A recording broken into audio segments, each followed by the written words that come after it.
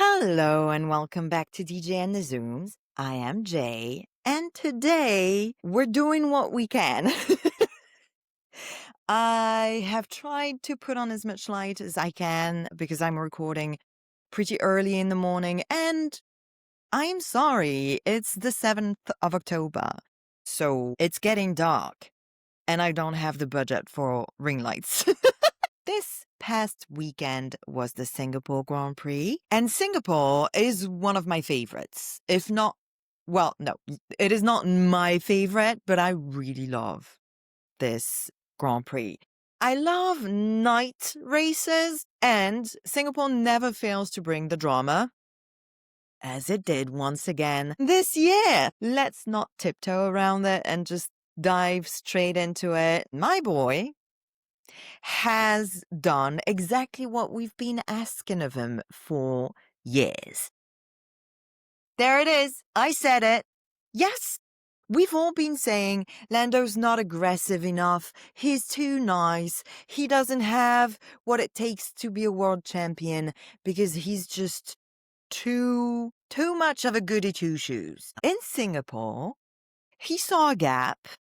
He dove into it, and wasn't it Ayrton Senna who said if you don't go for a gap, you're no longer a racer? Well, he had to.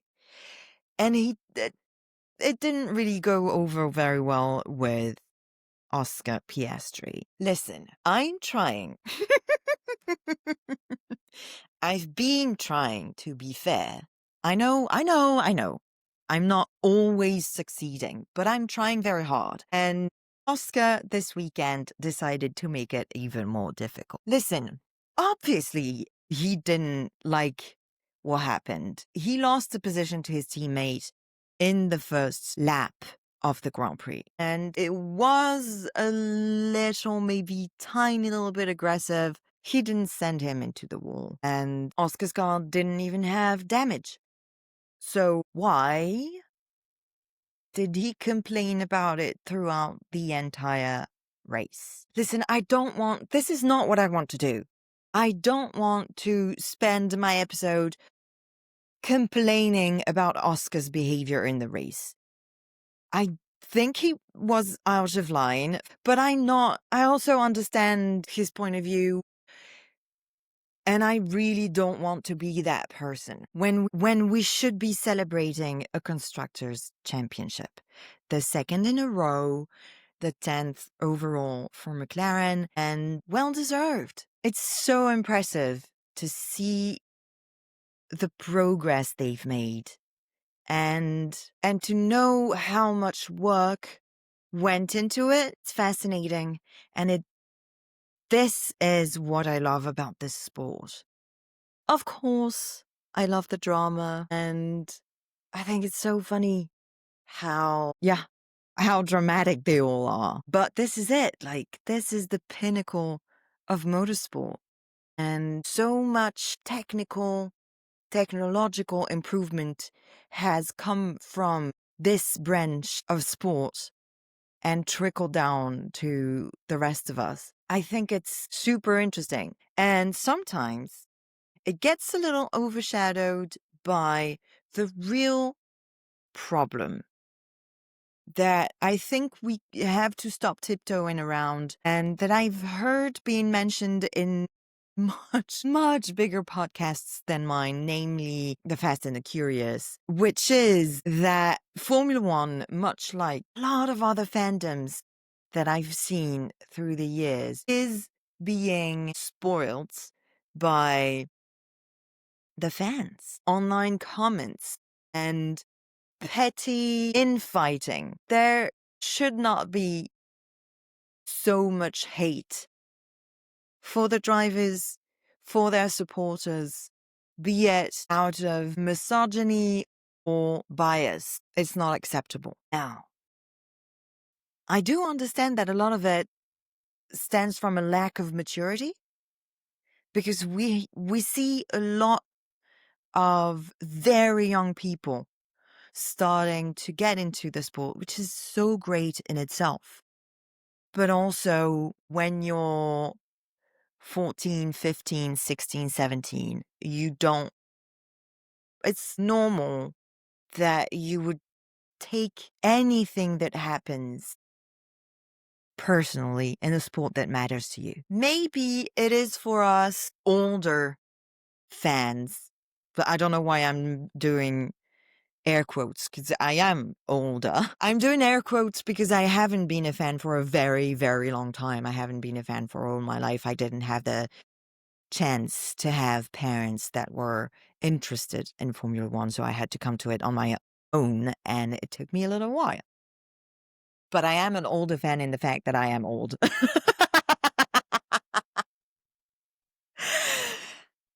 In my mid-30s, wow. So not old, but older than teenage. So I think it may come to us to, if not appease the conversation, because I completely understand that it is not always possible, that some people just don't want to be appeased, then at least to not engage. And I think this is what I'm going to try to do from now on. I vow in front of you and the internet that from now on, I'm going to try to not engage in as much of the drama as I have in the past, in an effort to not let it affect me as it had. Now, let's come back to the Singapore Grand Prix and something that made me giggle, which was Fernando Alonso. And Fernando, kudos to him because he's always there to give us the snarky little comments that hit just right. And I'm a little disappointed that Andy's not here today to discuss it with us because, as you know, Andy's a big Fernando fan. So it would have been fun maybe to chat with him about it, but it is what it is. I didn't have any other time to record and I couldn't wait for him. I didn't ask him anyway. But Fernando, struggling as he has, as they've been in the Aston Martin all season and last year, it's been tough for them, and I feel for them. So Fernando and Lewis Hamilton had been struggling with their brakes, which makes everything difficult, obviously, because you can't apprehend the corners securely or in any way that you would like if you can't rely on your brakes. And he'd been arguing with his team over the radio as one does and managed to overtake, I think it was Ollie Berman or Liam Lawson, I can't remember exactly who it was, and congratulated himself over the radio. And his little comment, which was, what was it, trophy for the hero of the race. It made me laugh so much. And this is what I love about how dramatic they can be as the drivers. Because sometimes they get pissed off, but they take it humorously. Fernando Alonso is the king of that. And I love him so much. Because he's just gonna say what he has to say. I heard someone called him a grump lately. And listen, who can say it's not true?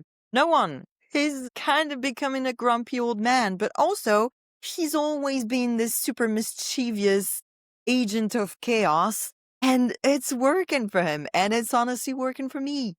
I've been loving it. So thank you, Fernando, for bringing laughter back to Formula One while driving 300 kilometers an hour. In other news, George Russell won the race, and listen, poor George, every time something good has happened to him this season, something else was happening that overshadowed his achievements. So let's give him his flowers. Yes, McLaren are constructors' champions, but George Russell won the race. And as we know, George is still sort of fine-tuning the terms of his contract with Mercedes. It's apparently really not in doubt that he's going to re-sign with Mercedes, but they're trying to figure out how it's going to go. So supposedly media engagements and marketing and PR, this sort of thing. Knowing that George is the king of marketing and PR, like I have always loved the lengths that he's willing to go to for this team and its marketing. He's hilarious and adorable. He posted pictures with his girlfriend after the race, and they're so cute. But also, it reminds me always of how tough this race is and how much you could see them after the race when when they stopped their cars, got out, got weighed, and then just sat on the floor because they were knackered. And it's a little terrifying, to be honest, how much weight they lose and how completely exhausted they are. And I think this is the right time to address. I don't remember if I've talked about it already in the podcast. I don't think I did. But Formula One has come out with the calendar for next year, and especially the dates and Grand Prix at which there will be sprint races.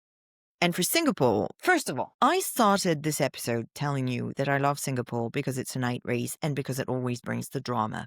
There is no need to add a sprint race to the Singapore Grand Prix in and of itself, in the traditional format, is enough, brings enough drama. We don't need any more. Of course, you guys know I've been saying it again and again. I don't like sprint races. I don't see the point of them.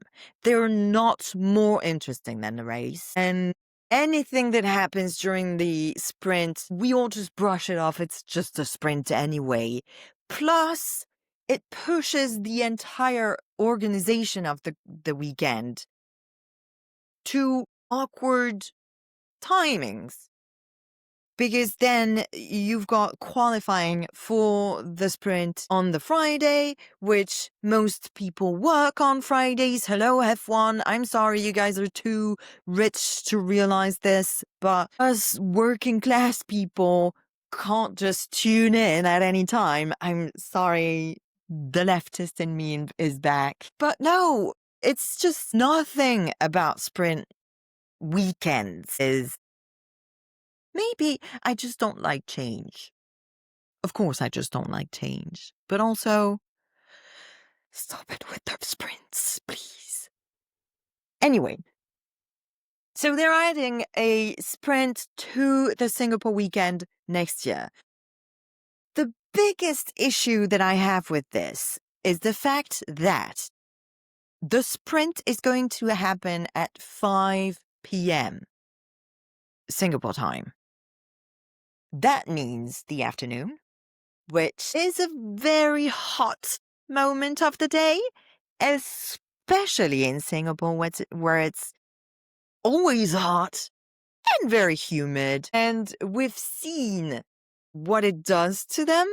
I don't like subjecting the drivers and their teams to such extreme working conditions. Because it's their job. I wouldn't work in such conditions. But again, I am French. And I guess we're known for this type of thing. No, it annoys me to no end. And I think it's dangerous. It's really irresponsible. And I don't think it adds enough to the excitement of the weekend. It's not interesting enough for it to be justified. We'll see how it goes next year. I know that first of all, there's no point in criticizing it because they're going to do what they're going to do no matter what we say. We've seen that time and time again. But also, maybe it's going to go great. We used to complain a lot about Las Vegas Grand Prix, and in the end, the track offers entertainment, which is great. I still don't think there should be 3 races in the US. But if we were to take one track off it would be Miami, obviously. Anyway, that was my 2 cents on the matter of the sprints for next year. No, I have some more. Silverstone doesn't need a sprint race either. There, I said it. But anyway, yeah, seeing George and Lando sitting on the floor because they couldn't bear to stand, like during the interview after the race where George, Max, and Lando were together, George again ended up crouching while I think it was Lando who was talking anyway.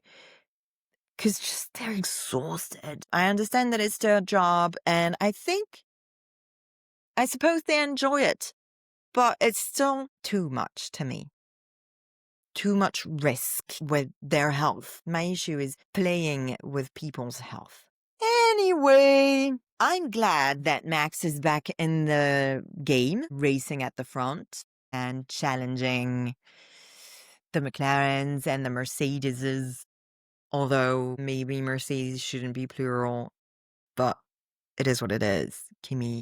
I've been saying Kimmy's a baby, and maybe it was too soon for him, but he's doing great. He's just not George level, which is normal. So yeah, I'm glad to see Max. I'm very happy for George that he won. He deserved it. He had an excellent weekend. He's a great driver, an amazing marketing asset for Mercedes, and they should give him whatever he wants for his contracts. Thank you for listening until the end. There is no Grand Prix this coming weekend, so I don't think there will be an episode. You know what we do now. We have an episode after the Grand Prix, and if there's no Grand Prix, there's no me. But anyway, don't forget to like, subscribe, share. You can give a thumbs up now on YouTube because we are now on YouTube. This will be the 3rd episode of DJ and the Zooms that appears on YouTube. I'm very proud of it still. So thank you. I love you. Bye.